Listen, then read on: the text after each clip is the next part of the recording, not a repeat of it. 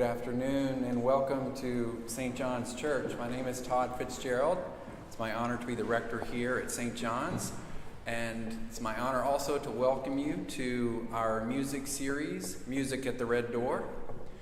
If you're not receiving our emails and our information, please sign up at reddoormusic.org. That way you can know everything that's going on. You can also pick up one of these flyers before you leave today. Coming up later this month, on the 15th of December, we're going to have our annual Festival of Lessons and Carols. That's a wonderful way to enter into the spirit of the holidays. That's a 3 p.m. festival, so if you're able to join us for that, please do so. That's December 15th at 3. Also, we will have Pipes Alive the first Sunday in each month, January through June. On those Sundays, just like today, it's a 30-minute concert. It is live streamed, so welcome to everyone who's joining us via live stream. But do plan to join us for those as you are able. We are particularly fortunate today to welcome Walden Moore. And our fortune expands way beyond just having him here for 30 minutes for this Pipes Alive concert. And I'm saying this very specifically as the rector of this parish. Walden retired after 40 years at Trinity on the Green in June. Trinity on the Green, a wonderful church, wonderful music program where Walden was the director of music for 40 years.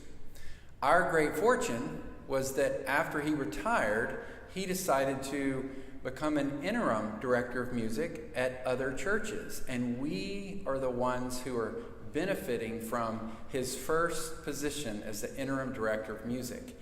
He arrived in September, and he's going to be with us through January. And it's a tremendous blessing to have Walden in this role. And it's also a tremendous honor to introduce him and to welcome him to this space and to this organ. Please join me in welcoming Walden Moore.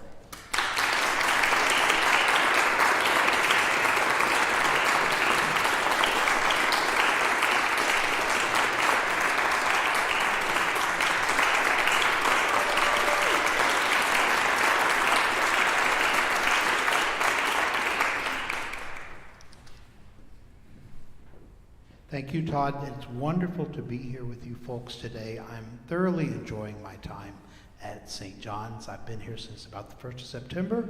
I'll be here till the end of January when Nick will begin his tenure as the new director of music here at St. John's.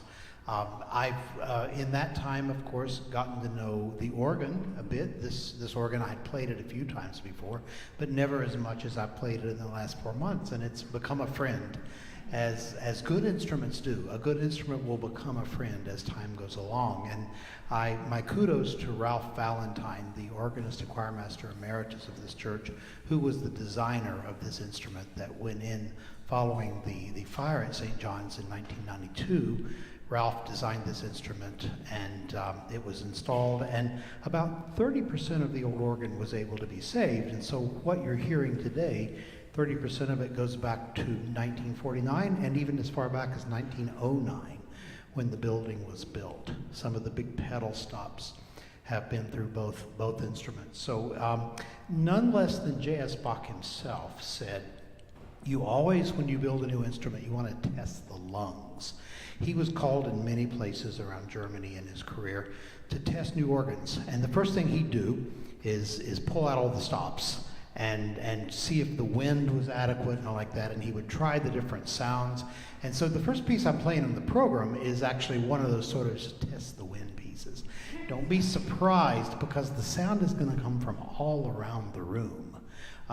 This organ is designed with the main organ here in front behind me, but in the back you've happened to notice those pipes back there, including some that point straight out. That's called the trumpet on chamade.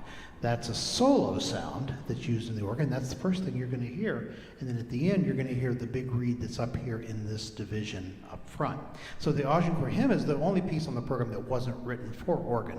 It's what's called a transcription from an instrumental ensemble. And then the Bach is one of the most wonderful chorale prelude settings written by Bach, and it's today being one Advent, it's on an Advent chorale. And then the four variations by Becky Groom Tevelda are just charming. They're not new, they've been out for a bit, but Becky continues to write in a wonderful style. Her father was an organist, Lester Groom, and she has followed in his footsteps so successfully for a long career in being organist and choir director, but also composer. And the tune you'll hear, the very first thing, the first movement, A Child is Born, that's the tune. So you'll actually get to know the tune before I play the others. There are a total of 7 variations. I'm playing 4 today, given the brevity of the program.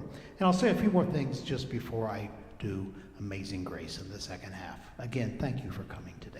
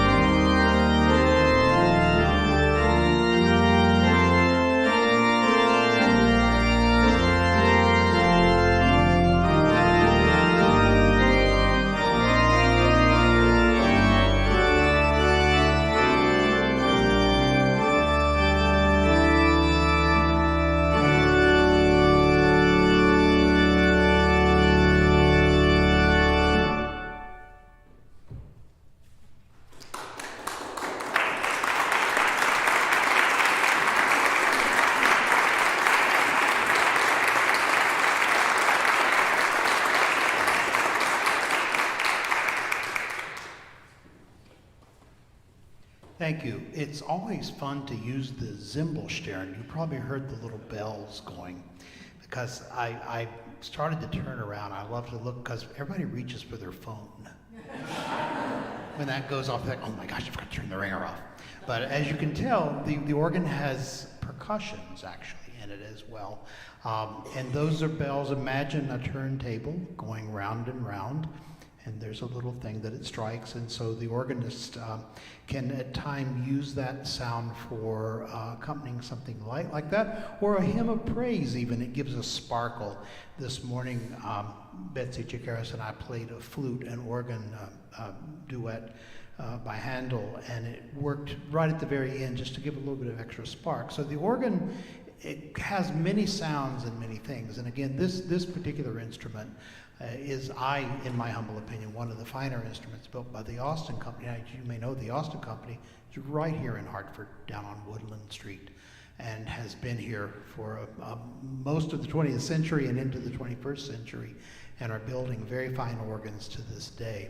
So St. John's is very fortunate to have this instrument and have a chance to use it, and I'm very appreciative of the fact that Pipes Alive is a regular feature, and I know that when Nick gets here as the new director of music, he'll be playing recitals and things and inviting people, of course, to come in. I want to express my sincere appreciation to Ray for all of his hard work with Pipes Alive and also for Music at the Red Door. Normally, the director of music is the artistic director for Red Door, but given that I am retired, I said to Todd, I would prefer to work part-time if it's at all possible, rather than commuting to Hartford 5 or 6 days of the week. I'd rather try to, and he was very kind to do that. And so people like the whole staff and Ray and others, Ben helping him, have done a lot more work than they would perhaps normally do in order to take up the slack. This is definitely a full-time job, being director of music of this wonderful church, and I commend it highly to Nick, and we've been having a good time talking back and forth, and he, as I say, he will arrive around the end of the month of January. So the last three pieces on the program, George Shearing, you probably know him as a composer of jazz, and you'll hear in this setting of Amazing Grace definitely some flavors of jazz that are included. The improvisation by Jerry Hancock, Todd Wilson of the Cleveland Institute of Music wrote these improvisations out. He listened to recordings that Jerry had done. Now, if any of you were fortunate enough to know Jerry, he was a real imp. And you'll, listening to this piece in this setting, you'll get a sense of his impishness in that he was, of course, one of the great church musicians of America of the 20th century. He was just unbelievable. And into the 21st century, thank you, that he served.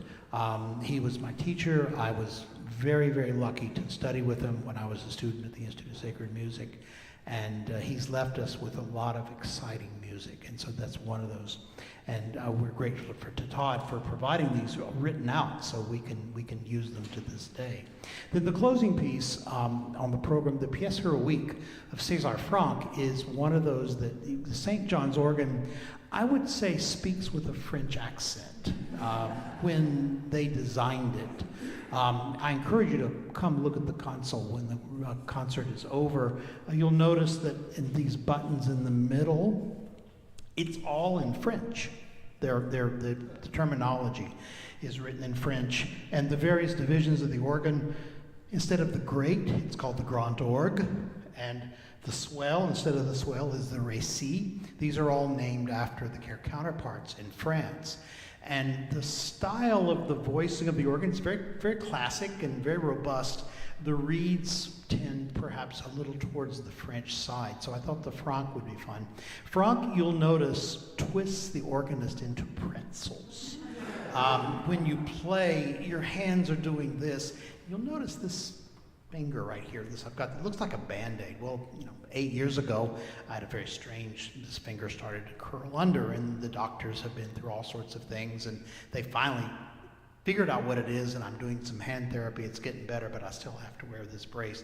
So it's an interesting thing when you're wearing a brace on your finger and you're twisting your arm like this to just reach all those notes. So have fun with me as I explore all the reaches and things of the franc at the end. Ray's going to come up and help me by turning pages for that. Again, thank you for coming today. I encourage you to look at the schedule. Please come to the other events that are listed. It's a marvelous series here, and we're very fortunate to have it here in West Hartford.